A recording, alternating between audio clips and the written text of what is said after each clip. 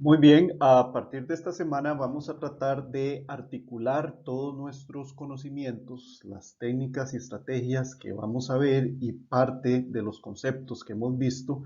a través de este gran tema que son los eslabones en la cadena de producción alimentaria. De alguna u otra manera, pues ya las semanas anteriores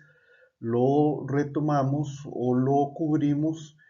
sobre todo con el análisis del primer artículo científico en donde hablábamos de el ciclo de vida de los alimentos y en este caso lo vamos a ver de una manera más esquemática. Como pueden observar, los eslabones de una cadena forman diferentes elementos integrados que son secuenciales. En este caso tenemos el inicio de la cadena alimentaria con la producción primaria, luego el siguiente eslabón es la industria alimentaria, pasamos a la parte de comercialización y distribución y finalizamos con el consumidor. En este caso, pues ustedes como futuros profesionales y futuras profesionales en ingeniería en gestión ambiental, pues tienen que ver con todos los eslabones y con uno que no está mencionado acá en la presentación, pero que es sumamente importante, que es la parte de gestión de desechos. Ustedes saben que en todas las actividades productivas humanas, trátese de alimentos o cualquier otro tipo de producto o servicio, genera desechos y esos desechos tienen que ser gestionados adecuadamente. También podemos ver o intuir a partir de esto, pues que la cadena alimentaria está conformada por una serie de actores, instituciones, partes interesadas que intervienen en diferentes etapas y que se relacionan de alguna forma, ya sea técnica, económicamente, desde la producción primaria hasta finalmente llegar al consumidor. También, pues, en forma intermedia se incorpora todo lo que son una serie de procesos como empaque, industrialización, distribución. Vamos a ver con un poquito más detalle cada uno de los eslabones. En este caso, pues la producción primaria es el primer eslabón de la cadena y corresponde básicamente a la producción o al cultivo de un producto, ya sea en la tierra, a través de la ganadería, de la caza, de la pesca. En otras palabras, es la materia prima con la que iniciamos este proceso.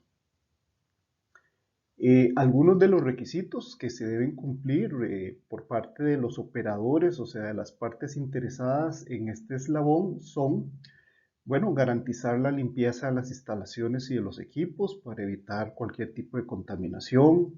mantener registros escritos para poderle dar trazabilidad a los alimentos. Esto es muy importante, saber dónde se cultivó, dónde se pescó, en qué condiciones, en qué fecha, de manera que si en los siguientes eslabones tenemos algún tipo de problema, podemos trazar hacia atrás en el tiempo qué fue lo que pasó. Hay que también conocer los peligros asociados a su actividad y obviamente pues comunicar a las autoridades pertinentes cualquier tipo de enfermedad o contaminación que se detecte a nivel de la materia prima. Vean que este es un insumo inicial y si algo está mal en este punto, pues posiblemente se va a trasladar o inclusive se puede llegar a magnificar en las siguientes etapas o labores. Tenemos el segundo eslabón, que es la industria alimentaria. En este caso, pues,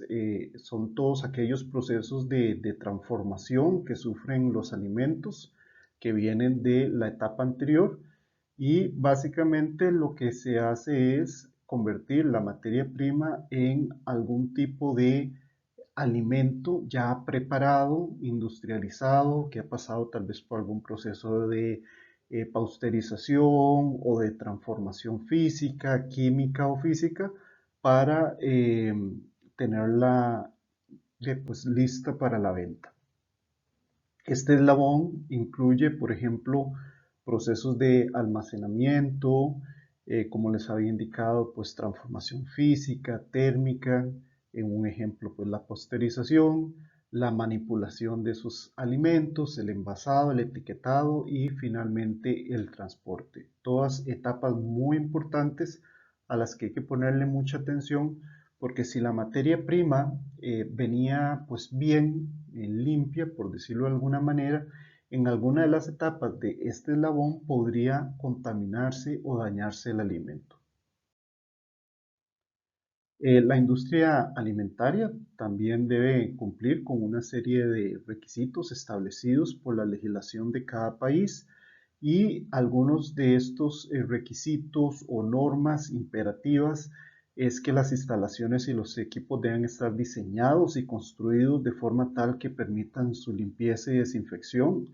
Por ejemplo, nosotros no nos podemos poner una fábrica de quesos en el baño de nuestra casa, porque pues el baño está diseñado y equipado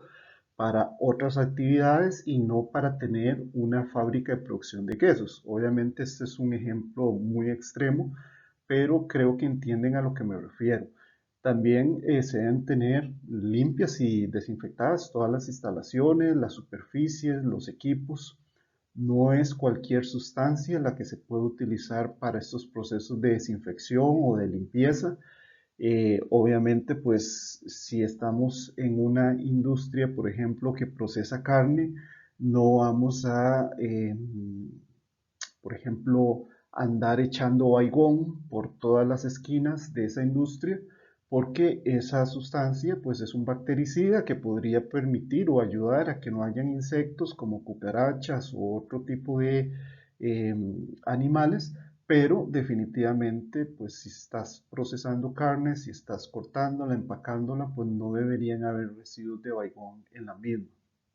Las personas pues, que manipulan estos alimentos deben tener conocimientos mínimos sobre seguridad alimentaria y deben cumplir con normas mínimas de higiene. Acá en Costa Rica, el INA da cursos sobre manipulación de alimentos y normalmente a las personas que los manipulan, pues se les piden que tengan como evidencia ese curso. Cuando vamos, no sé, a algo como un turno, una feria, por lo menos en la época pre-COVID, todas las personas supuestamente que están en los tramos, pues han recibido algún tipo de formación para que puedan manipular y asegurar que nuestros alimentos están libres de contaminantes. Obviamente, pues con mucho más razón cuando estamos hablando de industrias ya físicas establecidas que se dedican a ese tema. Y también es muy importante, pues, etiquetar y envasar adecuadamente los alimentos para que no haya ningún tipo de confusión a la hora de despacharlos. En la siguiente eslabón, que es el de comercialización y distribución, bueno, básicamente a lo que vamos es que todo lo que se produce en el eslabón anterior, en la industria alimentaria, pues sea transportado a los diferentes comercios en donde se van a vender o se van a tener, digamos, a disposición del público. Estos comercios tienen que estar registrados, tienen que estar habilitados por ya sea eh, la municipalidad o algún ministerio. No se debe o no se debería tener de este tipo de lugares que venden alimentos o distribuyen alimentos que vengan de la industria alimentaria sin tener permisos adecuados. En este caso, pues para la etapa de comercialización intervienen, pues, o son ejemplos de eso los centros de distribución, las tiendas al por mayor, los supermercados, que son pues, más conocidos por nosotros, las máquinas expendedoras, establecimientos comerciales como restaurantes, cafeterías, comedores. Todos tienen que estar en regla y en este caso, pues el ministerio que se encarga de habilitarlos, dándoles un permiso de funcionamiento, es el Ministerio de Salud. Pero obviamente, pues a nivel de cada cantón y de provincia están las municipalidades que también tienen que ver con los permisos para que estos establecimientos puedan trabajar y funcionar. Finalmente, aunque sabemos que pues hay otra etapa que es la que tiene que ver con los desechos, tenemos el eslabón del consumidor. En este caso, pues es el último eslabón y tiene también pues importantes responsabilidades para garantizar la seguridad de los alimentos. Imagínense ustedes que en los eslabones anteriores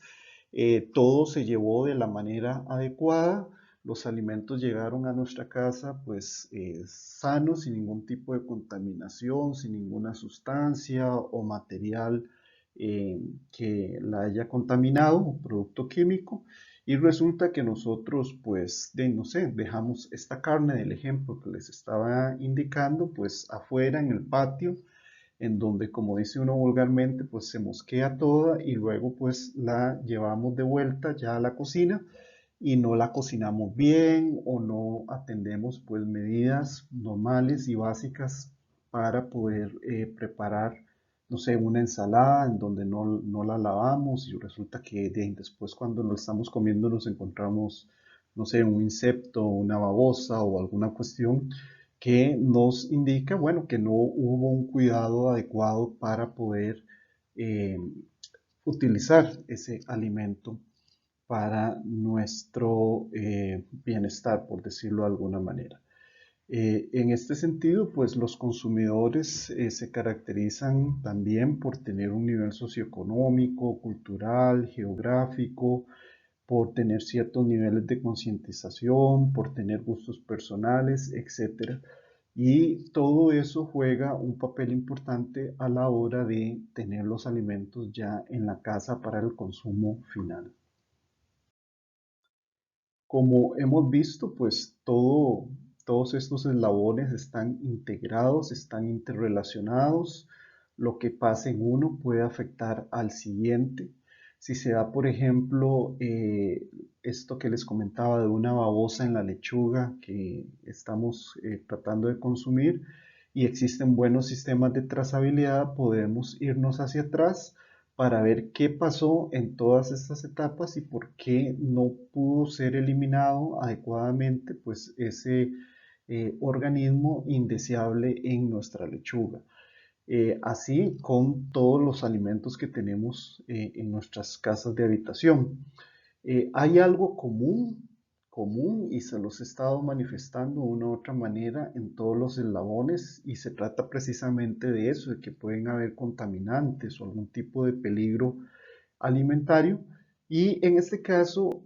este concepto de peligro alimentario o contaminante alimentario se define como cualquier agente, cualquier factor, cualquier elemento extraño al alimento que es capaz de producir un efecto negativo en la salud del consumidor. Este contaminante o peligro alimentario se puede dividir, por así decirlo, en tres tipos de origen alimentario. El primero es los físicos, todos aquellos peligros físicos que pueden ser huesos, cristales, efectos personales, otros alimentos que no deberían estar presentes con el alimento que queremos consumir, sobre todo para las personas que tienen algún cierto nivel de, digamos, como que no pueden comer camarones y resulta que una salsa de tomate tiene residuos de camarones, entonces le produce una reacción alérgica, cuestiones como esas. Luego tenemos por otro lado lo que son contaminantes químicos. Vamos a ver, como no me aparece, aquí está. Y los contaminantes químicos más típicos son, por ejemplo, los herbicidas, los insecticidas, o sea, son todas aquellas sustancias que en la teoría deberían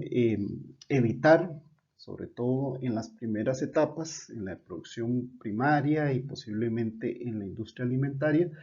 evitar que pues cosas indeseables, sobre todo pues a nivel de insectos o algún otro tipo de plagas estén presentes en las siguientes etapas.